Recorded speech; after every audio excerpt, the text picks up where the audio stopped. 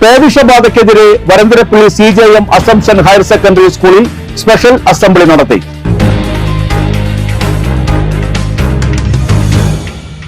പേവിഷബാധ വിരുദ്ധ ദിനത്തോടനുബന്ധിച്ച് Varantharappally CJM Assumption higher secondary സ്കൂളിൽ വിദ്യാർത്ഥികൾക്ക് ബോധവൽക്കരണ ക്ലാസും പ്രത്യേക അസംബ്ലിയും സംഘടിപ്പിച്ചു.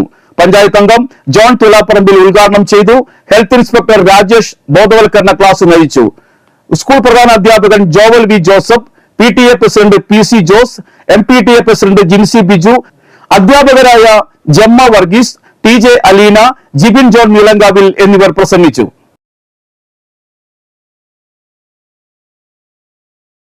സെപ്റ്റംബർ മാസത്തിലാണ് ശരിക്കും ഈ ദിവസം വരുന്നത്, ആന്റി റാബീസ് ഡേ വരുന്നത്. പക്ഷേ നമുക്ക് അതിനെക്കുറിച്ചൊരു അവബോധം കുട്ടികൾക്ക് ഇന്ന് ധാരാളം പേവിഷബാധ ഏൽക്കുന്ന ഒരു സാഹചര്യം നമ്മുടെ നാട്ടിലെ ഉണ്ട്.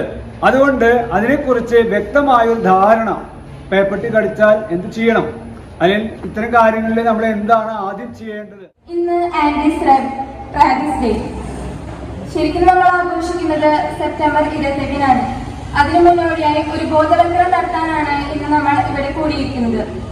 പൊതുജനാരോഗ്യത്തിന് എക്കാലത്തും വലിയ വെല്ലുവിളി ഉയർത്തുന്ന ജന്തുജന്യ രോഗമാണ് പേവിഷബാധ അഥവാ റാബീസ്.